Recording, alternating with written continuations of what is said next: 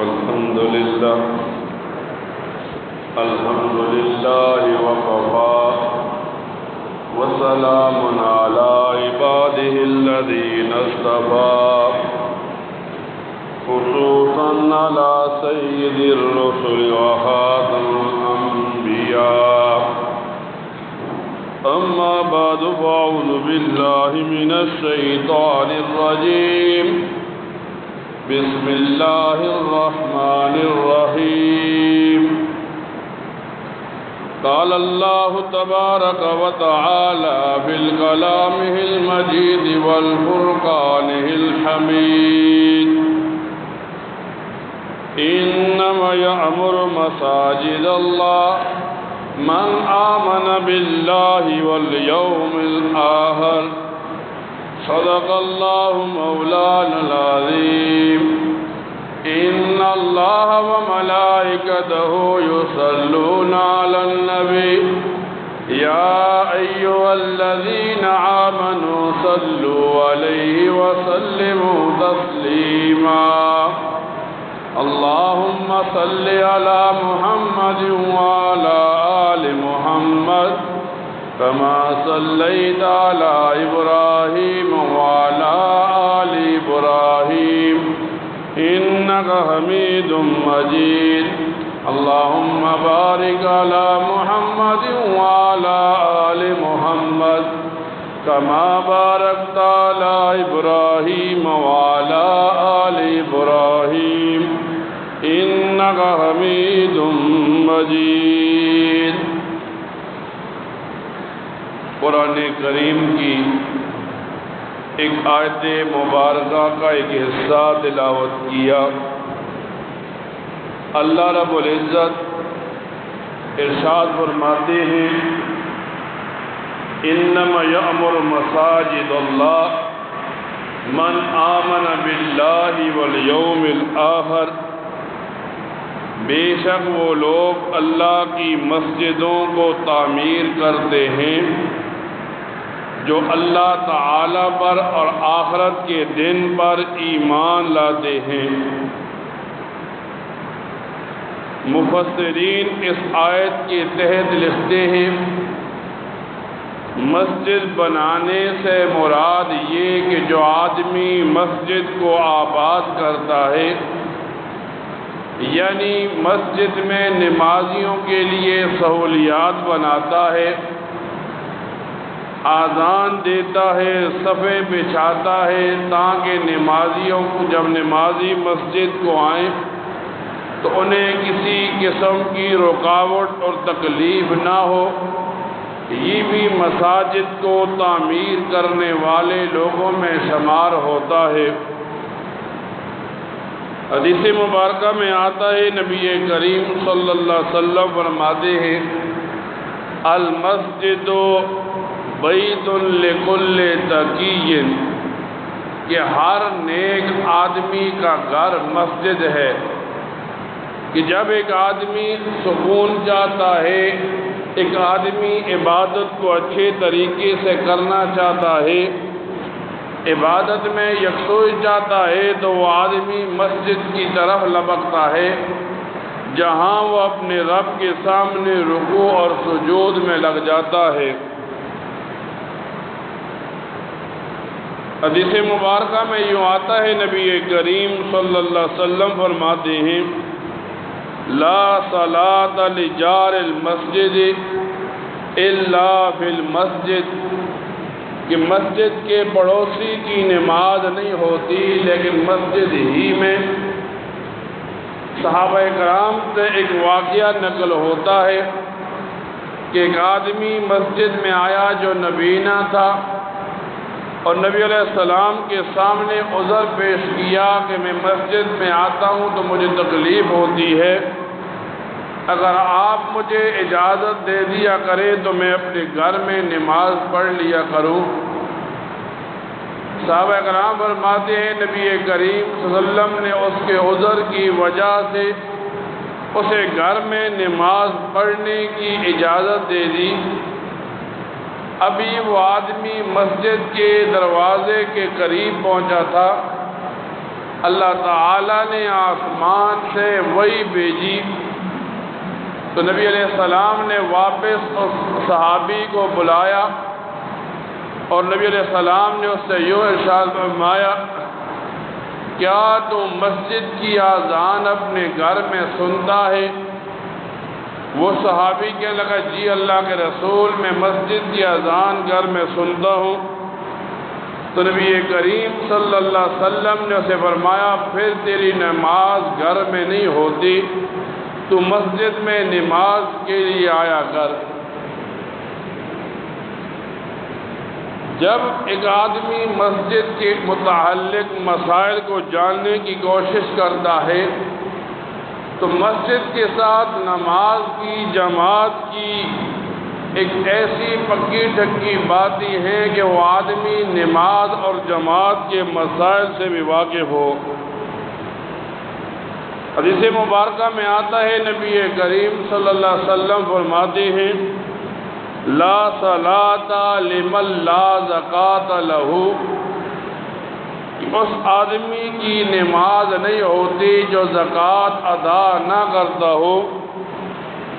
ولا ایمان لمن لا صلاۃ لہ،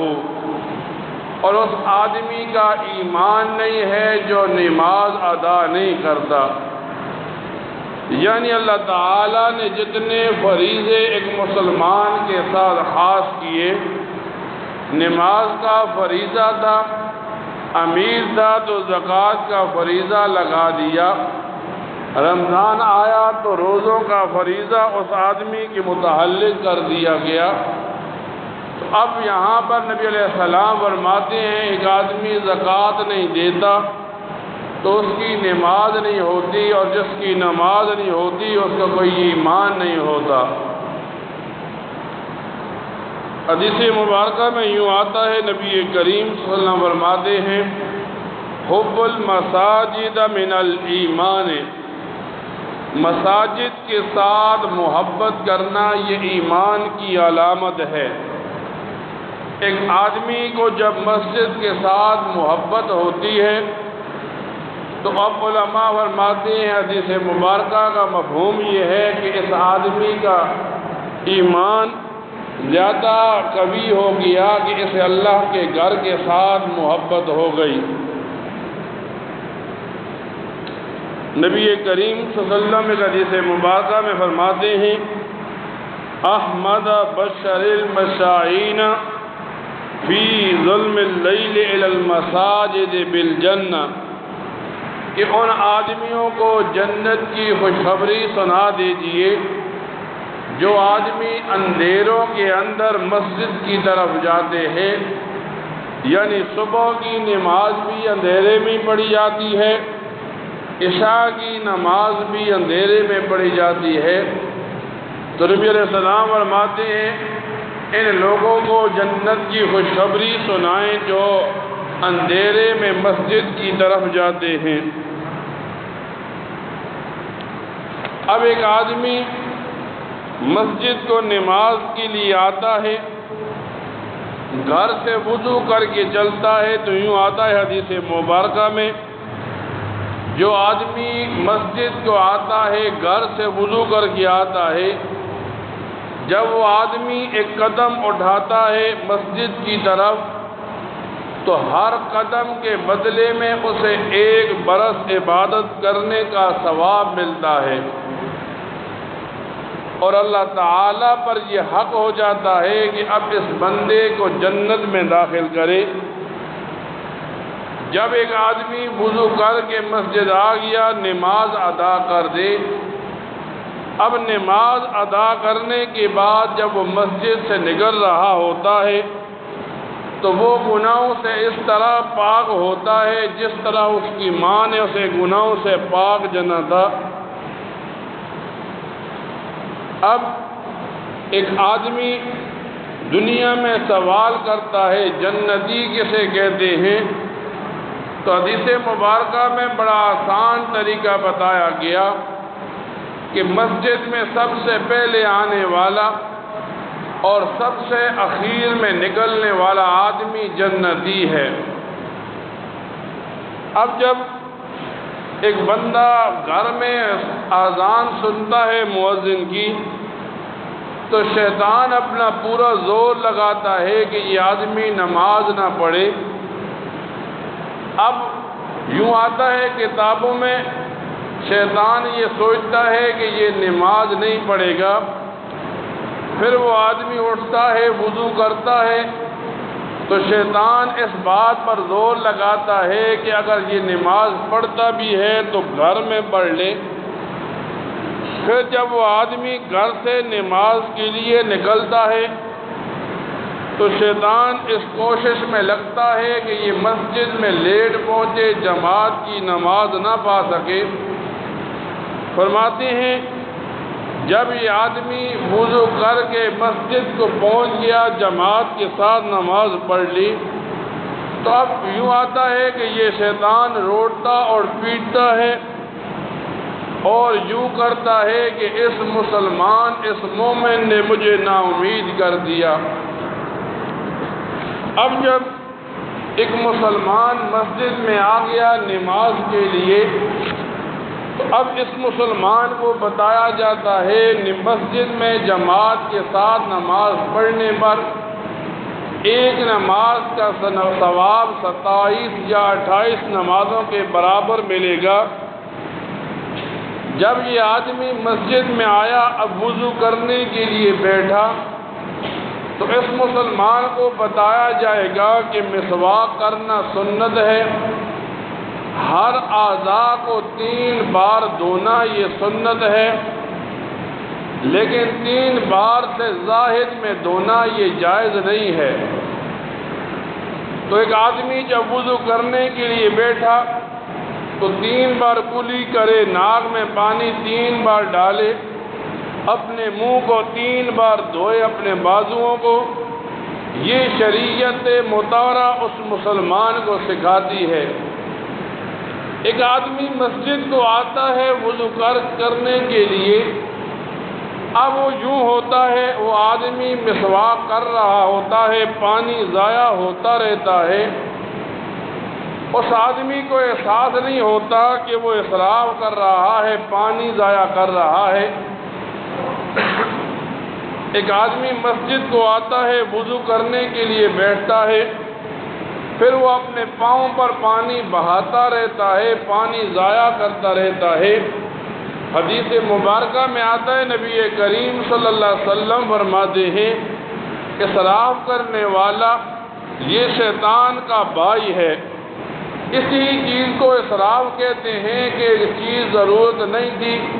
لیکن حد سے زیادہ اس نے ضائع کر دی۔ پھر آتا ہے کہ ایک آدمی نماز کے لیے کھڑا ہوا۔ ہمارے معاشرے میں رواج ہے، آدمی مسجد کو آتا ہے نماز کے لیے، مسجد سے گندی ٹوپی اٹھا کر سر پر رکھ لیتا ہے، پھر ویسے ہی نماز پڑھتا ہے، نہ نماز میں خشوع ہوتا ہے، نہ اس آدمی کو وہ احساس ہوتا ہے۔ نبی کریم صلی اللہ علیہ وسلم فرماتے ہیں جب ایک آدمی مسجد میں نماز کے لیے آئے تو اپنے ٹخنوں کو ننگا کر کے نماز پڑھے۔ اب ایک آدمی جب ٹخنوں کو ننگا کر کے نماز نہیں پڑھتا تو بعض روایات میں آتا ہے اس کے یہ ٹخنے جہنم میں جلائے جائیں گے، بعض روایات میں آتا ہے اس آدمی کی یہ نماز قبول ہی نہیں ہوتی۔ اب فرماتے ہیں لوگ امام کے پیچھے نماز کی نیت باندھ لیتے ہیں۔ اب ہونا تو یہ چاہیے کہ امام کے ساتھ بندہ نماز پڑھے یا امام کے پیچھے نماز پڑھے، لیکن ہمارے معاشرے میں یہ ہوتا ہے امام رکوع میں جاتا ہے، مقتدی رکوع میں پہلے چلا جاتا ہے،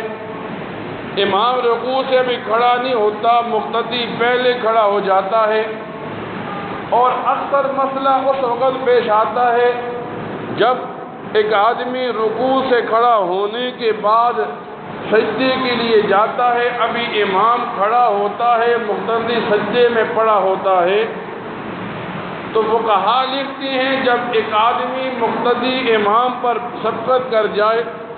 امام سے پہلے کوئی نماز کا رکن ادا کر دے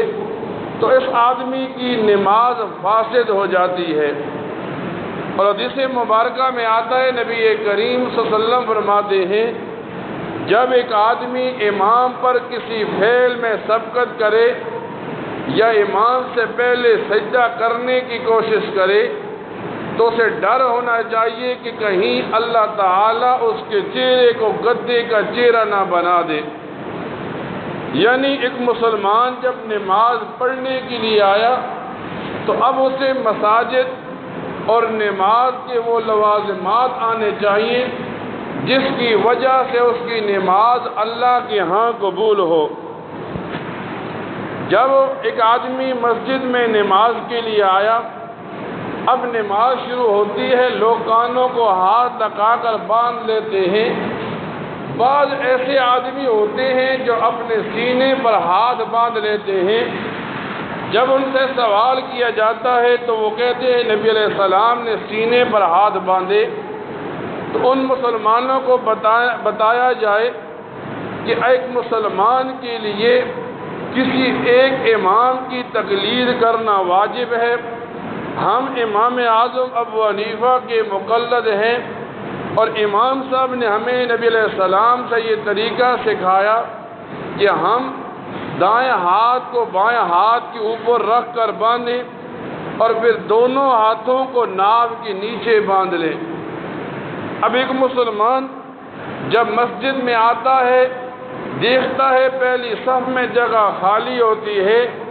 پھر بھی وہ دوسری صف میں نماز کے لیے کھڑا ہو جاتا ہے۔ فقہا فرماتے ہیں پہلی صف میں جب لوگ کھڑے ہوں تو مل کر کھڑے ہوں۔ اگر پہلی صف میں جگہ باقی ہے اور ایک آدمی دوسری صف میں کھڑا ہو گیا تو اس آدمی کی نماز ہی نہیں ہوئی، کیونکہ ابھی اس نے ایک مقام چھوڑ دیا۔ اور پھر جب یہ سارے مسائل ہم سنتے ہیں، جمعے کا دن آتا ہے، جمعے کے دن کیا ہوتا ہے، امام مسجد میں لوگوں کو حدیث سناتا ہے، قرآن سناتا ہے، مسائل بناتا ہے۔ ایک بدبخت قسم کا آدمی آتا ہے، بیان کے دوران سنتیں شروع کر دیتا ہے، نفلیں شروع کر دیتا ہے اور پھر وہ اپنی نمازوں کو تباہ کر دیتا ہے، یہاں تک کہ لوگ مسائل نہیں سنتے۔ باپ کا میت سامنے پڑا ہوتا ہے، باپ کے میت کو بیٹا غسل نہیں دے سکتا۔ اب لوگ دین سے اتنے دور ہو گئے کہ جب وہ مسجد میں آتے ہیں، مسائل بیان ہوتے ہیں تو بدبختی ان پر یوں ظاہر ہوتی ہے کہ وہ اپنے کام میں لگ جاتے ہیں، پھر وہ نوافل پڑھتے ہیں، وہ سنتیں پڑھتے ہیں۔ اب ان آدمیوں کو کون سمجھائے کہ دین کا مسئلہ سننا، اپنی 24 گھنٹے کی زندگی کو شریعت کے مطابق گزارنا ایک مسلمان پر فرض ہے۔ جب جمعے کا دن ہوتا ہے، بعض لوگ جمعے کے خطبے میں اذان کے وقت باتیں کرتے ہیں، ایک لگا کر بیٹھ جاتے ہیں۔ حالانکہ حدیث مبارکہ میں یوں آتا ہے کہ ایک آدمی جمعے کے دن باتیں کر رہا تھا، ایک آدمی نے خطبے کے دوران اسے چپ کرنے کے لیے اشارہ کیا تو ہمارے یہ اشارہ کرنے والے نے بھی غلطی کی، اس لیے کہ خطبے کے دوران خاموشی سے بیٹھنا، امام کی طرف متوجہ ہونا ایک مسلمان نمازی کے لیے لازم ہے۔ بعض فقہا تو یہاں تک لکھتے ہیں چونکہ ظہر کی نماز کے 4 فرض ہیں، جمعے کے دن 2 فرض بندہ پڑھتا ہے، 2 رکعتوں کی جگہ یہ 2 خطبے ہوتے ہیں۔ تو ایک مسلمان کو چاہیے ان مسائل کو سننے کے بعد ان پر عمل کرنے کی کوشش کیا کرے، تاکہ جب اس کو دنیا میں کوئی مسئلہ لاحق ہو تو وہ آسانی سے اس مسئلے پر عمل پیرا ہو۔ اللہ تعالیٰ سے دعا ہے اللہ تعالیٰ ان مسائل کو سننے کے بعد ان پر عمل کرنے کی توفیق عطا فرمائے۔ وآخر دعوانا الحمد للہ رب العالمین۔